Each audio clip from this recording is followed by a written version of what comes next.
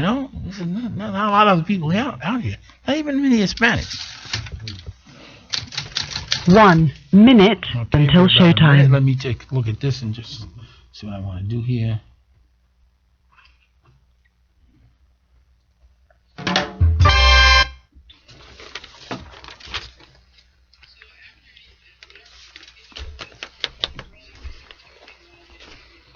All right. Okay.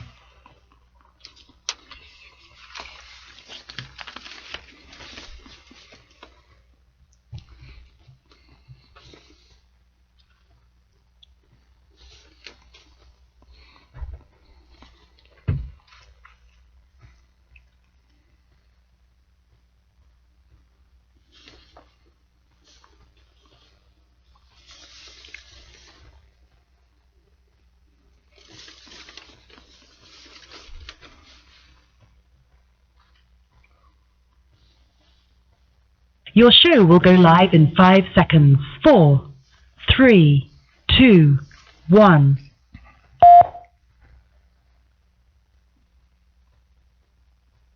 Blog Talk Radio.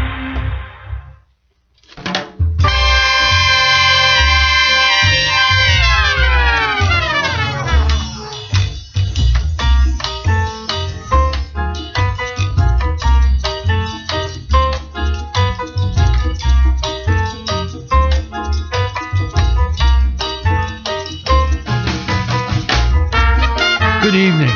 My name is Earl Morgan, and you're listening to the Earl Morgan Hour on GoPro Radio Network. This evening we have we'll say a very interesting show. We have in our studio on the hot seat tonight, Daud Williams, who is the director and creator of the Spirit of Life Ensemble, and we'll talk about that particular music group.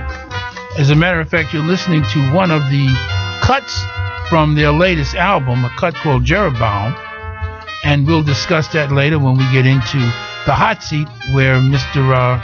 Daud Williams is our guest. But the first thing we're going to have to talk about tonight will be our book notes segment. We're going to start with that. And our book notes tonight are about a publication called The Black Count. Now, I found this to be a fascinating piece of material. It's written by a gentleman named Tom Rees, who is a Pulitzer Prize winner. And it's about the father of Alexandre Dumas, who, Alexandre Dumas, you may or may not know, wrote The Count of Monte Cristo, the Three Musketeers, 10 years afterwards, which is a continuation of The Count of Monte Cristo, and other books. And this is about not that Alexandre Dumas, but Alex Dumas, who was his father. His father was the illegitimate child of a French count and a slave woman on the island of Santo Domingo in 1762. Now, in those days, it was Santo Domingo. We know it more today as Haiti and the Dominican Republic. But he was born into this family, and born into this particular relationship, and was eventually transported by his father to France, where he not only received a first-rate education, but developed into one of the most skillful and deadliest swordsmen in Paris. Eventually, he served in the army of France under the Emperor Napoleon, and became a general in Napoleon's army, and had all kinds of adventures. Now, he was a remarkable horseman. He was a hero of the revolution. He fought in several incredible and exciting battles, won many of them, and became revered by the troops and even Napoleon, at least for a while. He ended up going with Napoleon to his Egyptian campaign. Now, those of you who know history know that was not a successful campaign. Eventually, Napoleon just essentially abandoned his army and went back to France and left them, and they had to find their way home if they could. Dumas found a way to get off the Egyptian mainland, but the ship he'd hired was a piece of junk, and it started to take on water, and he had to land at a island in Italy, where he was clapped in irons and taken to jail. No one knows why he was taken to jail. He was never really charged with anything. He was just held there for years. Now, the interesting thing about that is, if you've ever read the Count of Monte Cristo, Edmond Dantes, who was the protagonist, was clapped into irons and thrown into a dungeon on an island of in someplace in the near Italy, and just left there. He didn't know what he'd done.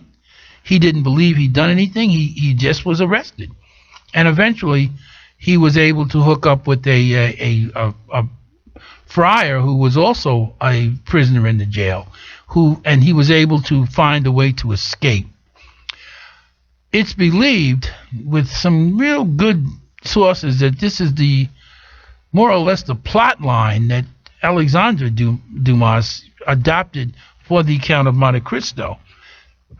His father, Alex Dumas, was finally able to get off that island and make his way back to France. But by this time, he had fallen out with the emperor, who frowned on some of his views, because Alex Dumas was a real defender of the revolution, believed wholly and wholeheartedly in it for some very good reasons. Even though he was well educated and a swordsman that you wouldn't want to try to cross blades with, he felt the sting of racism even in those days in France. And he was all for equality, fraternity, and unity. And he believed in that. Napoleon obviously had some other ideas. And while he started out as a component of the revolution, he became an emperor and saw himself as a nobleman. Well, this, of course, was not what Alex Dumas had signed on for. So they had some friction there. And eventually, when he got back to France, Napoleon more or less wrote him out of the army and out of the history books. No one knew very much about him till Tom Rees found this story and went to France and began to research it. And then wrote this book, which is an amazing piece of work. I mean, he may not be an historian, but his footnotes could be another book. I don't have the book to show. I was supposed to have a copy of it tonight, but the people who were supposed to bring it to me did not. On my next program, I will bring you a copy of that, and you shall see for yourself what it is that intrigued me about the book. I was intrigued by the cover. But Alexandre Dumas never got his due. Alex Dumas never got his due. He never got his pension. His wife and his children suffered and agonized, trying to make a life for themselves out of nothing. His father, who was a French count, squandered all the family money. There was no money, and they were in pretty bad straits. Alexandre Dumas became a writer, as we both all know, and are probably very glad of. I know myself. I have read just about everything he wrote. I remember in high school, in my French class, the very first book we had to read in French was The Count of Monte Cristo, which I had actually read in English long before I was ever in a French class. But this is a very under soul story that no one knows about. It would be wonderful to read, because you not only do you find out about what went on in France, there are things in this book that never came to light, as far as I know, any place else but in this book.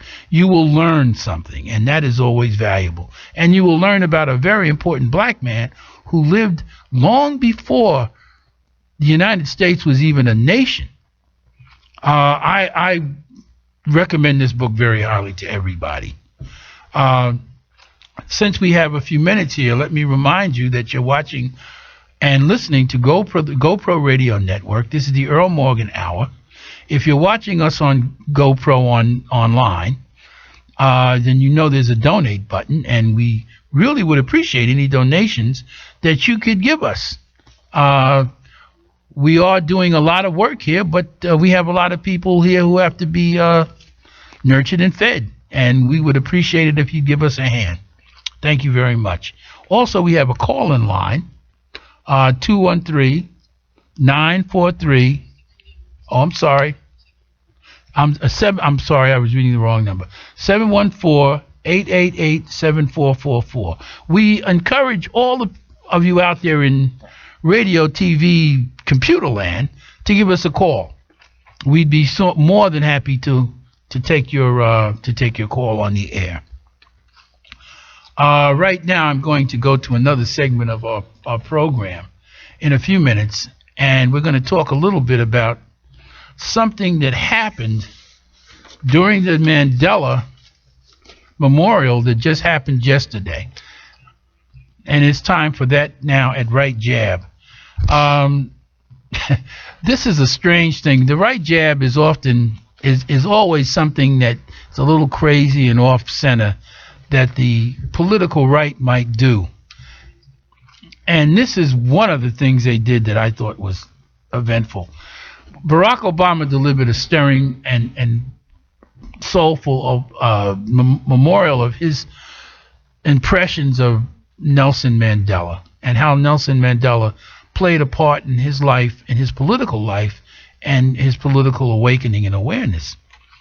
After he had finished giving his particular eulogy, he was walking back to his seat and ran into Raul Castro, who is the Prime Minister of Cuba now, and the brother of the former Prime Minister, and he shook hands with him. Well, this threw the right into a tizzy. They could not get over this. Why would he shake hands with Raul Castro, who is denying his people rights, and he's this and he's that and he's this and blah, blah, blah. Two things about that I found interesting. Number one, Raul Castro was there at that particular memorial because he was very close to Nelson Mandela. Nelson Mandela received a considerable help from the Cubans and from Muammar Gaddafi, who was also seen as sort of a political pariah. And when he was asked about the people he chose as friends one time, I remember this in a TV interview, somebody put it to him very bluntly. Why would you consort with these people? And Nelson had a very simple answer. They're the only ones that would help us. Next question. And that was the end of that. So Barack Obama walks by and sees Castro, and they shake hands. And the right seems to think this is all wrong. Oh, he should not have done that. Well, first of all, this was a memorial service for Nelson Mandela, a man who talked endlessly and lived ways to establish peace through nations and individuals.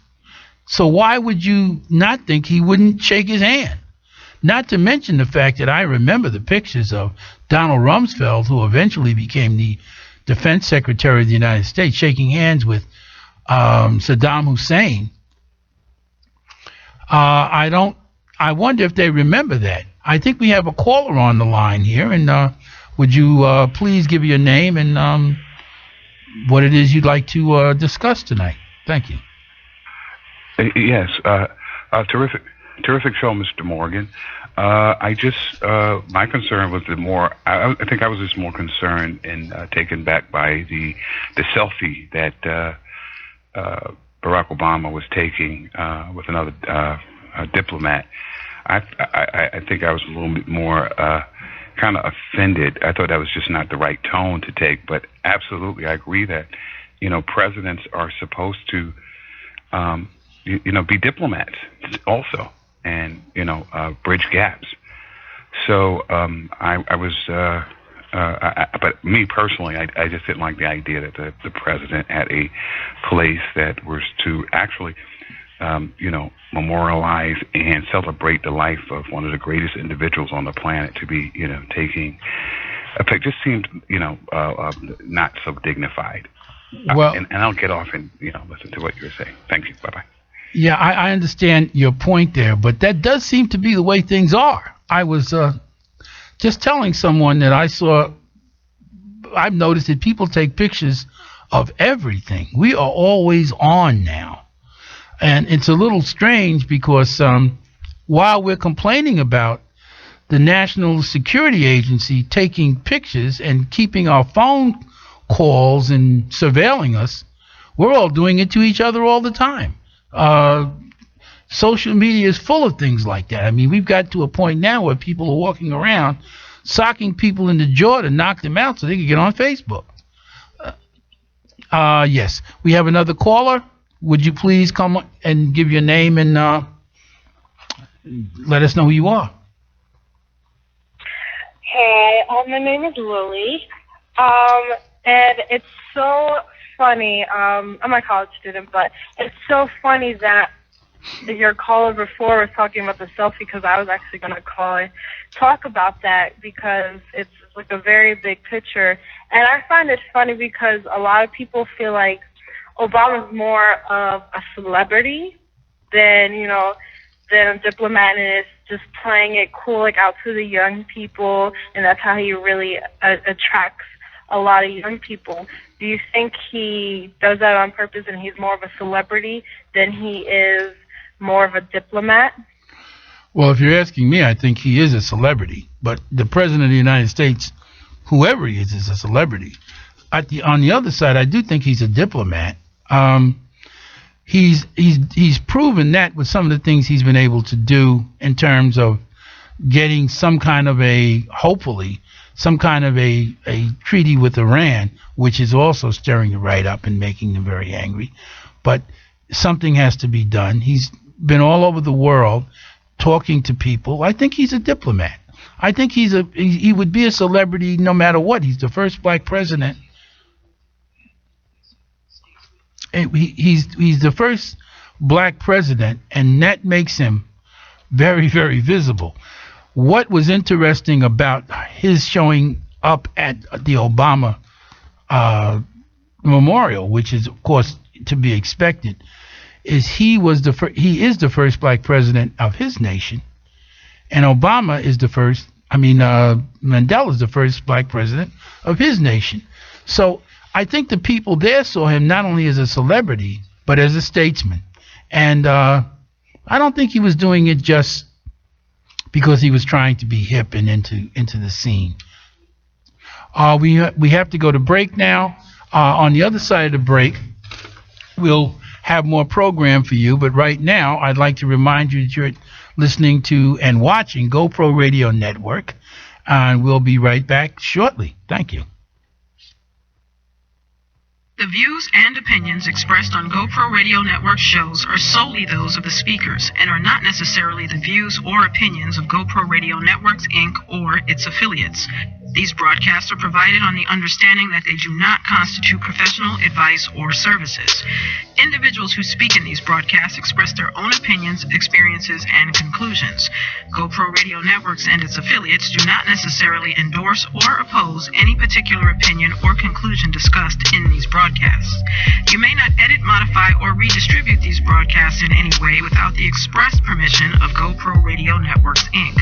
GoPro Radio Networks assumes no liability for any of your activities in connection with these broadcasts or for your use of these broadcasts in connection with your website, computer, or playing device. You want to know the truth, folks? Do you really want to know the truth? Well, perhaps you can't handle the truth. But if you can listen to GoPro Radio. Tune in at www.goproradio.com. Now have I made myself clear? GoPro Radio Network. Listen to the voices in your head. I know I do. You're listening to content developed by the GoPro Radio Network, the fastest growing network in the galaxy. GoPro Radio Network. Listen to the voices in your head.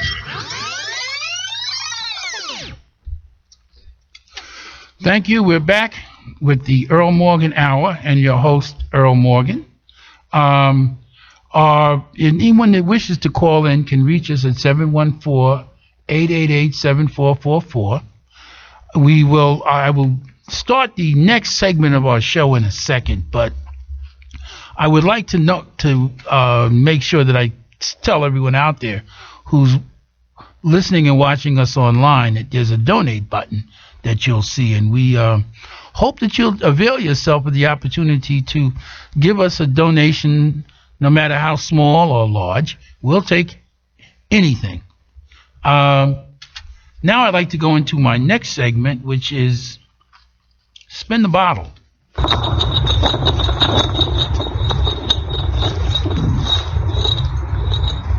Now, our Spin the Bottle segment is sort of a random thing that I might pick up in some event that's happened or something that tickles my fancy or jars my sensibility.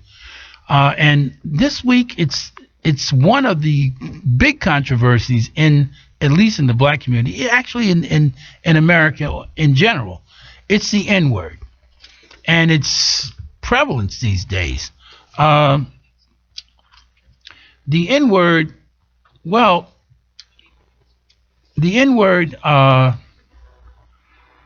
it just reminds me, I was in a diner, several months ago, or maybe last year it was, in the black community, and everyone in there was black except the proprietor. And almost all the people in there were young people. And they threw that N-word around pretty vigorously. And I'm sitting there thinking, well, what does this guy who isn't black behind the counter think about hearing this so much? And what does he tell his wife or his relatives or his neighbors when they get together on the weekend about how we use the N-word?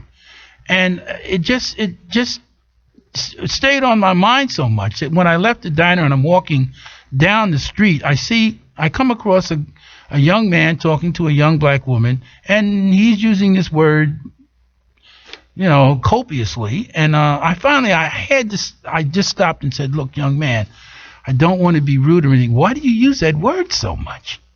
Now, being that I'm from a generation where we thought that we could extinguish that word, or at least do away with it or lighten it, he said something to the effect, well, my generation has decided that the word isn't that as important, or something to that effect. And I looked at him, and I looked at the young lady he was talking to, and I said, well, who is this young lady you're talking to? He said, well, that's my sister. And I said, I see. Well, is your sister the N-word? And he said, after a second of reflection, yes. So I said, well, okay, do you have the same mother? He said, yeah, we have the same mother. I said, well, is your mother the N-word? Well, he said, oh, no, my mother's not. I said, then how did she give birth to two N-words? He didn't actually answer that question, but the look on it, the puzzlement and the astonishment on his face said it all. He never thought about it. He just never thought about it. He didn't see his mother as one, but he saw himself and his contemporaries that way. So my parting shot to him was, we were standing at the corner in the middle of a black community that was pretty run down. I said, look around you at all the people passing by us who you see as the N-word, and look at the neighborhood. Is that working out very well for us? And I sort of left it at that. And that is the Spin the Bottle that I wanted to talk about. I think that we have to do something to remember that we are men and women, not just the N-word. And the idea that you spell it N-I-G-G-A as opposed to the other spelling doesn't make it any different. It's like saying ain't is correct because it's in the dictionary. It's wrong. And I'd hope that our contemporaries and our children grow up to be men and women, because as much as we hear the N-word, you've never heard a rap record with the other types of racial slurs used. None of them are used. And the reason for that, I believe, is that if you used it, you probably wouldn't be able to make another CD. You would probably be gone. Michael Jackson just one time slipped up and used the term, I Jewed him down, on a record. The B'nai B'rith came after him. Columbia Records had to recall all of those albums, replace that word, and Michael Jackson had to apologize and gave the B'nai B'rith $50,000. But if he'd have used the N-word, it would have been fine.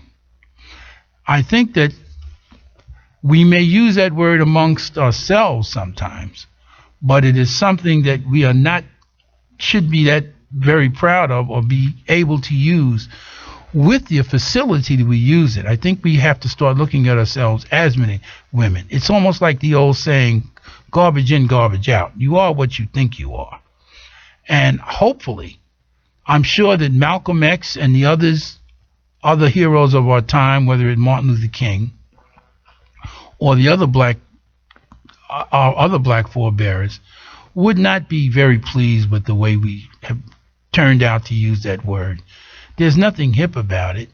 Yes, it can be used, and yes, it is part of our culture or our history. I think about Huckleberry Finn, a book which I've read maybe 7 times. And that book has that word all over it.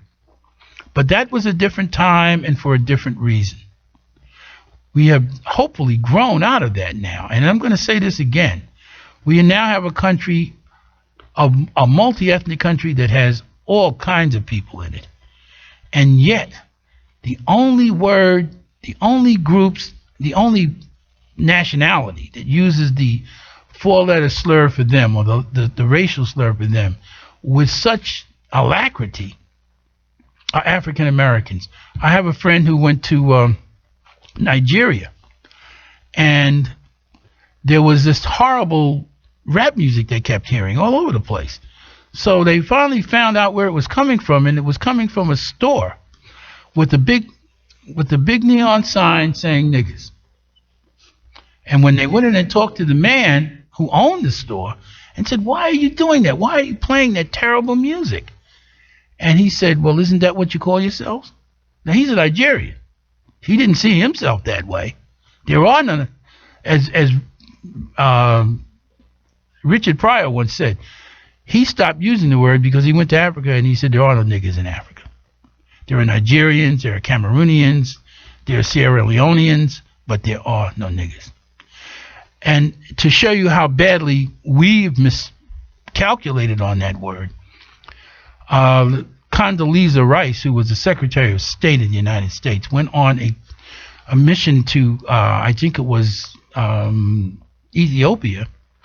And when she walked in with her entourage, most of whom were whites from the United States, to make her feel at home, one of the Ethiopians said to her, my nigger.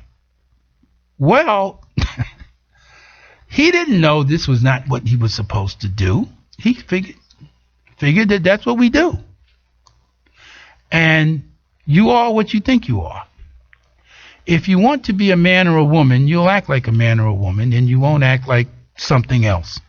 Now, I know this is going to make a lot of younger people in our audiences kind of maybe annoyed. But maybe it's a good thing to just think about where we're coming from and what we're doing here, and why it is, as one jazz musician who I have a lot of regard for told me, he said, when we go across the world, he said, people ask us, what happened to you? And that, I think, has a lot to do with the word. I hope that in the future we may use the word more sparingly. I don't expect to hear it go out of the lexicon, but I would wish that we think about using it the way we do, because at this point we have given everybody else permission to use that word. I can remember being on a bus going up Central Avenue, and there was a young Hispanic male talking to another Hispanic female across the bus, And he just used the word so much that this brother and I that was sitting in the back, this other black man and I, you could see us sitting there getting angrier and angrier and angrier. So finally I said to the young Hispanic guy, I said, hey man, don't use that word. It's not what we are. It's not for you to use or for me to use. It's a terrible thing to say. And he turned and looked at me kind of surprised. I think his thinking was, well, everybody else uses it. Why can't I? That's how they used to refer to us in the South, and that's how we used to refer to ourselves back in the slavery days. But we don't want to do what we did in the slavery days. We want to liberate ourselves and come into this time. You don't hear, I always say, show me the corner where there are a bunch of Filipinos, Koreans, Palestinians standing on a corner calling each other that whatever their racial slur is. I have never seen that place. And I don't understand why we, who have been here for 300 years and have done all we can do to make it good for those other people, there are freedoms and privileges they have that our forebears died for us to have, to give them the freedom to use that word. They don't do that. I wish that we would just think a while before we just blurt that out. I suspect that this will be a topic that will raise much controversy. It always does. It always will. But I believe that as a people, I like the idea of being an African American. And I'm going to stay with that. We're almost up to break time now. And on the break, I will bring on our guest for the night, Daud Williams, who will be in the hot seat. And he will be here to tell us about his musical group, The Spirit of Life, a group that's traveled all over the world and seen a lot of things. He will tell us about his music, the members of his group, where they came from and what they did, how they were first formed, how they were created, and the origins of it, and what it's doing today. Thank you very much. We're on a break. This is GoPro Radio Network. We'll be right back. We interrupt this broadcast to bring you a great opportunity. If you have a product or a service, a talent or something important to say, now's your chance to have your very own radio show. Whether you're just starting out, a veteran looking for a professional platform to enhance your presentation, the GoPro Radio Network is the premier place to cultivate and share new and exciting content. We'll help you to grow your audience and keep it growing long after your first broadcast. Now you have a voice. Call 212-696-8562 today or visit www.goproradio.com and you'll be amazed at how easy and affordable it is to have your very own show on the fastest growing network in the galaxy. GoPro Radio Network. Listen to the voices in your head. You're listening to content developed by the GoPro Radio Network, the fastest growing network in the galaxy. GoPro Radio Network. Listen to the voices in your head. Your butt. We're back. This is Earl Morgan. We're back. This is Earl Morgan with the Earl Morgan Hour. We are now into our next segment, which is the hot seat. And in our hot seat for this week is Daud Williams, the creator and conductor of the Spirit of Life Ensemble. Oh, you have to give me a second here. I'm losing my headphone. The creator and director of the Spirit of Life Ensemble. And he's going to be here to tell us about the Spirit of Life, where it came from, why there is a Spirit of Life, and why they call it the Spirit of Life. Welcome to the hot seat, Daud Williams, who, as pointed to, in the light of complete disclosure, we're very, very old friends, very, very old friends. But he has made a cultural mark on my town and the world, and I think that people should know about it. In my hand, I have the latest Spirit of Life Ensemble CD, aptly titled The Spirit of Life Ensemble. And we have, on this album, we have 7 or 8 tunes, one of which was the one that you heard as we came on the air. Jeroboam, welcome to the Earl Morgan Hour, Daud Williams. Thank you, Earl, and congratulations on your new program. Thank you. Thank you very much. Tell me now, where did the Spirit of Life, where did it come from? How long ago?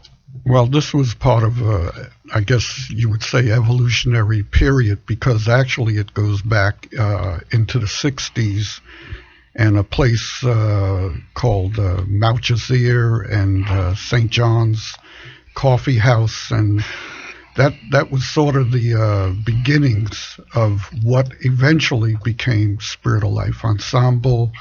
If we fast forward into the 70s, early 70s, we organized a group called the Ascension Art Workshop, which was housed on, at that time, Jackson Avenue in Claremont. And it became a magnet for a lot of the artists in the community. And though it was an art studio, it attracted dramatists, poets, musicians, so forth. And after a lot of discussion over the months and years, we decided to put together a performing arts group and to showcase all the arts, including the fine arts. And that was actually the beginning of the performing arts stage of Spirit of Life, which officially it's the summer of 1975 in which we did our first performance. And we've been going ever since.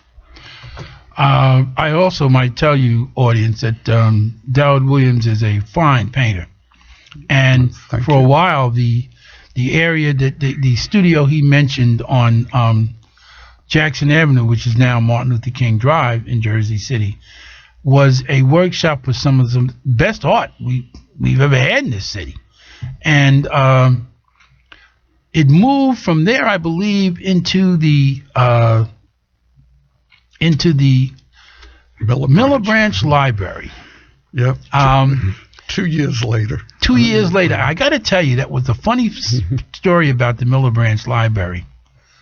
At one point, the administration, the city administration, the mayor's office, was talking about tearing the Miller Branch Library down.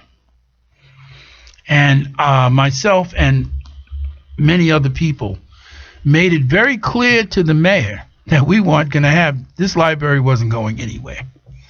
The Miller Branch is there now. It is a cultural mecca for our community, and also almost a stomping ground for the Spirit of Life Ensemble, which performs there quite often.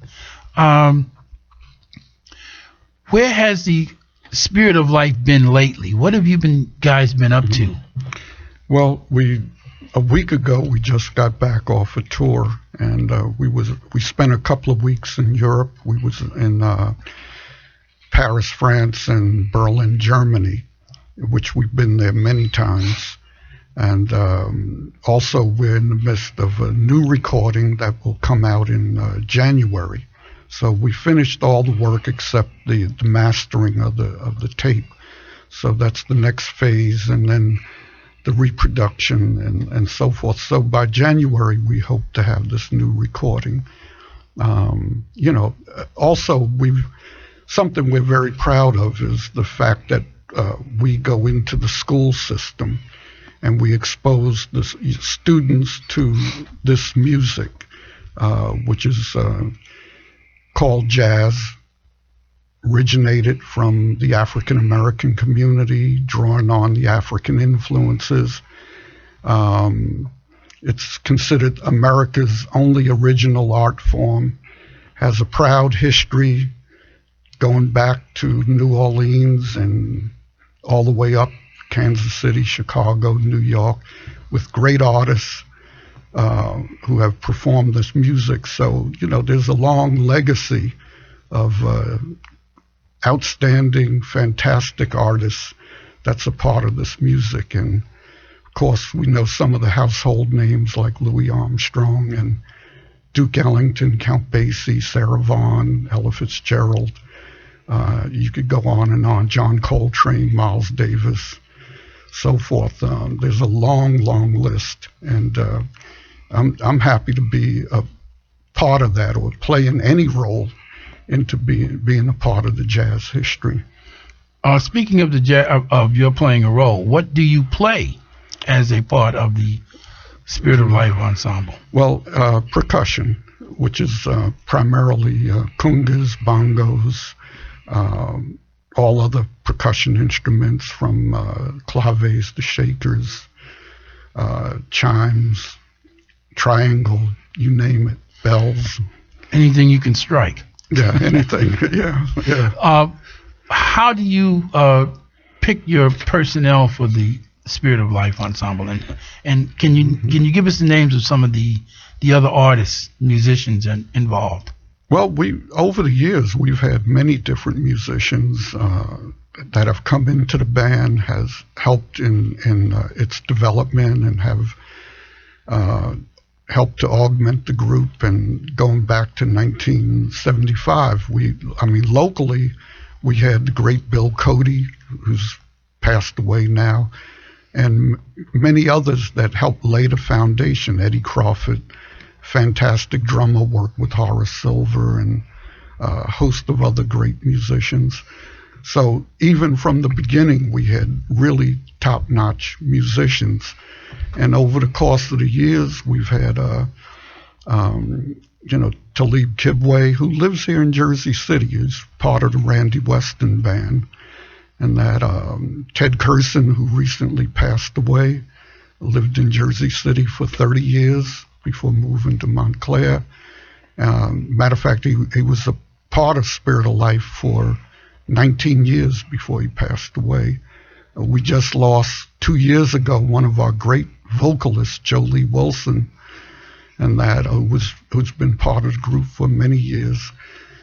But we got the great Calvin Hill, one of our bass players.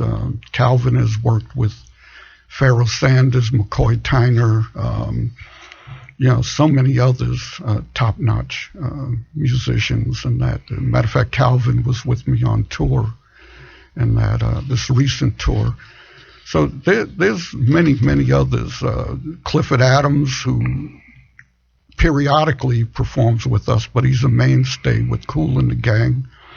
Matter of fact, he was playing with us when he was picked up by Kool and the Gang to perform in their band, and he's been a main part of them for however long, close to 38 years. Many people out there don't know that Kool and the Gang actually originated in Jersey City, and before they were Kool and the Gang, they were the Jazziacs.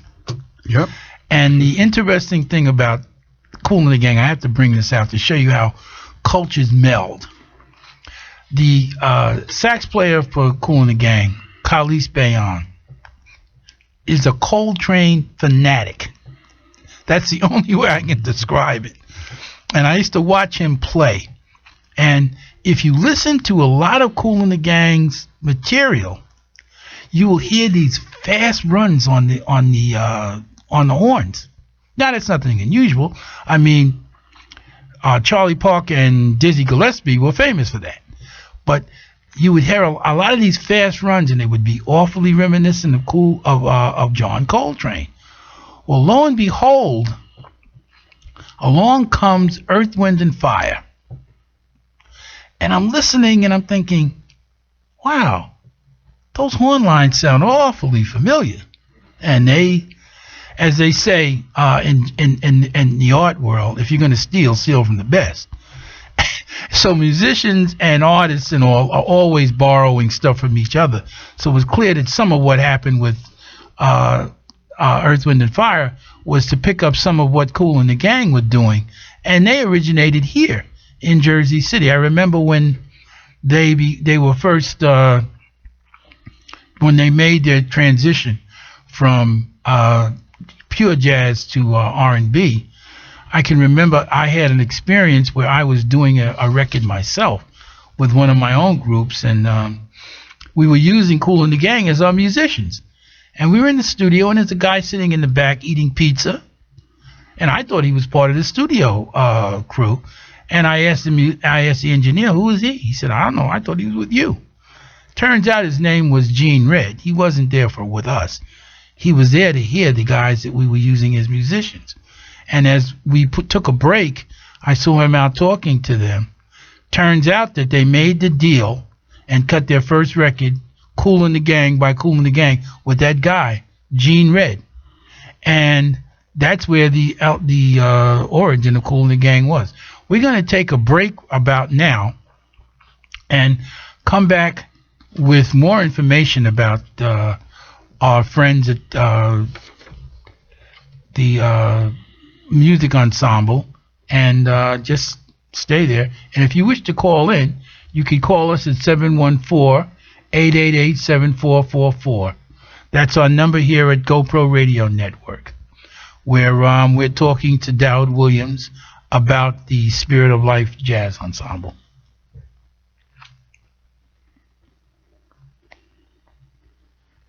And we'll be right back after the break. A talent or something important to say. Now's your chance to have your very own radio show. Whether you're just starting out, a veteran looking for a professional platform to enhance your presentation, the GoPro Radio Network is the premier place to cultivate and share new and exciting content. We'll help you to grow your audience and keep it growing long after your first broadcast. Now you have a voice. Call 212-696-8562 today or visit www.goproradio.com, and you'll be amazed at how easy and affordable it is to have your very own show on the fastest growing network in the galaxy. GoPro Radio Network. Listen to the voices in your head. GoPro Radio, the fastest growing network in the galaxy, is leaner and meaner with a new attitude, new technology, and a brand new lineup. Tune in and get wired every Wednesday, starting at 5 p.m. Eastern with the BCS Experience featuring Byron C. Saunders, formerly of New York City's WBAI. Then at 6 p.m., it's the Black Agenda TV Express featuring sought-out political commentator Glenn Ford, formerly of America's Black Forum. Then at 8 p.m., it's time for Kay Thompson Live with the legendary radio host Kay Thompson of Inner City Broadcasting's WLIB and her son, renowned actor Eric Payne, who starred in such films as Spike Lee's Do the Right Thing, Drop Squad, and many more. Then at 9 p.m., it's Food Rap featuring Nina Markel, a.k.a. the unofficial mayor of Jersey City, and former Viacom marketing guru Shauna Glover. Last but not least, at 10 p.m. Eastern, it's the Sexy Party Show with the bad boy of dating Mr. Locario of I Love New York fame and his partner in crime, Miles Cunningham. So get wired every Wednesday from 5 p.m. to 10 p.m. Eastern only on the GoPro Radio Network, www.goproradio.com. Listen to the voices in your head. You're listening to content developed by the GoPro Radio Network, the fastest growing network in the galaxy. GoPro Radio Network.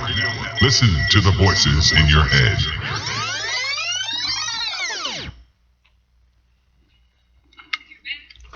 We're back on GoPro Radio Network. This is the Earl Morgan Hour. I'm your host, Earl Morgan.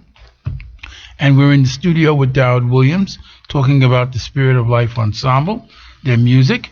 I'm holding up their latest CD, the Spirit of Life Ensemble. And I have a second CD of the Spirit of Life Ensemble entitled That Healin' Feelin'.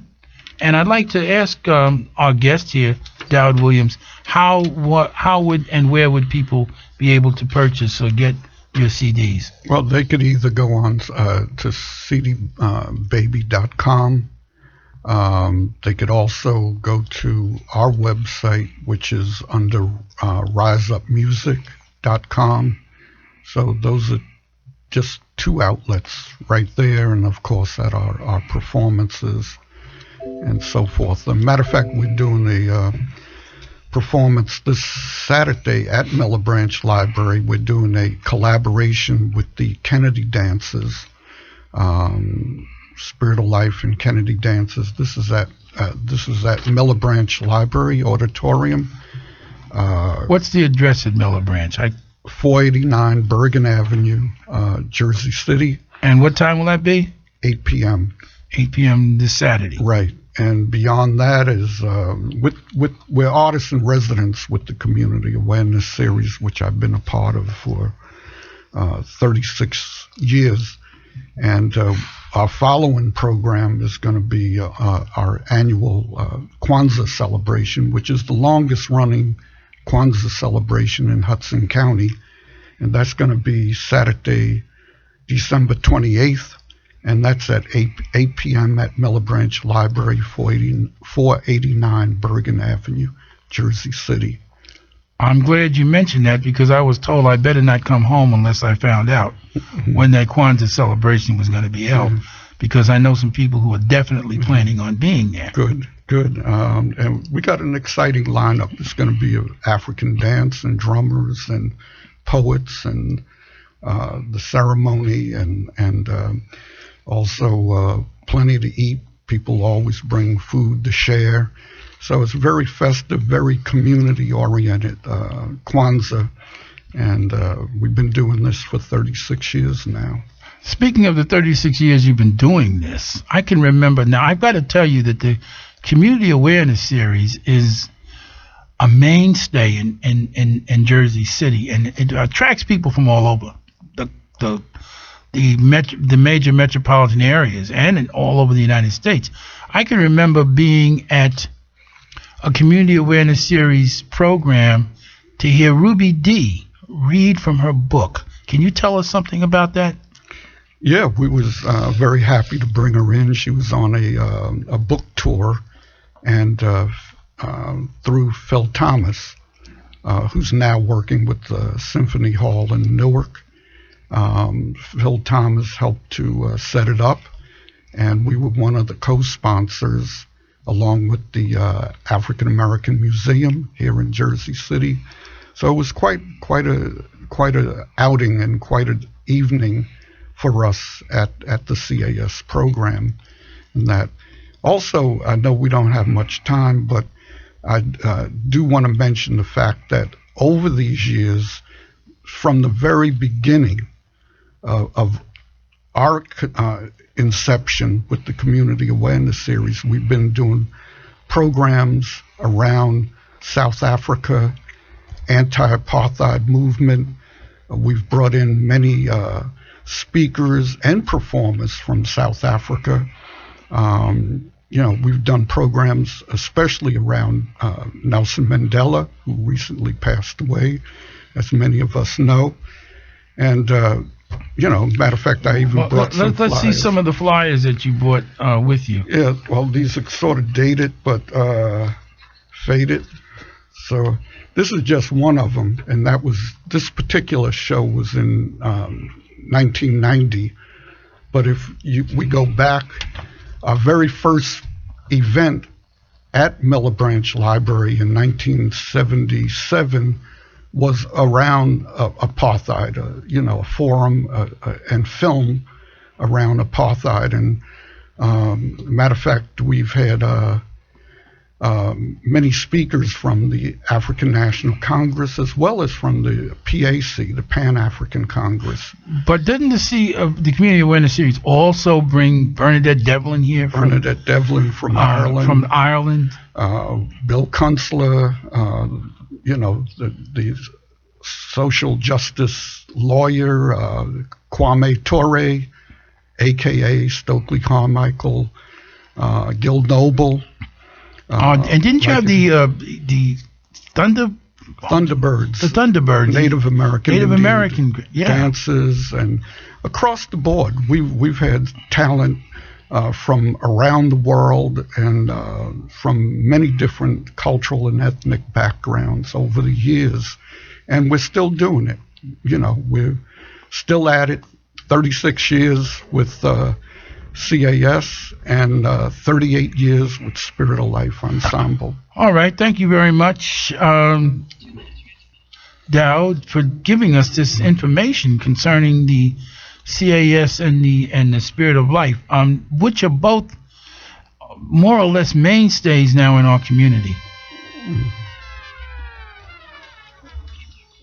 And we're now listening to one of the cuts from the Spirit of Life. Cherubim. Thank everybody that listened tonight.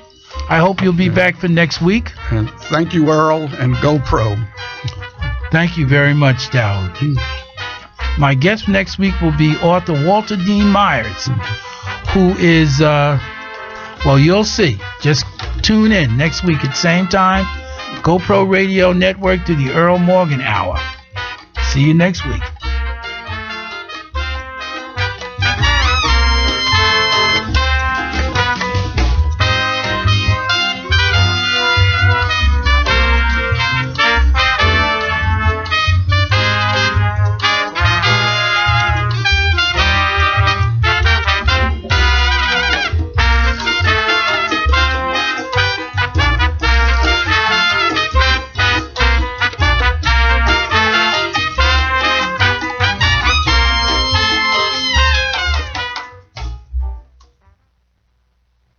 Thank you for using Blog Talk Radio. Goodbye.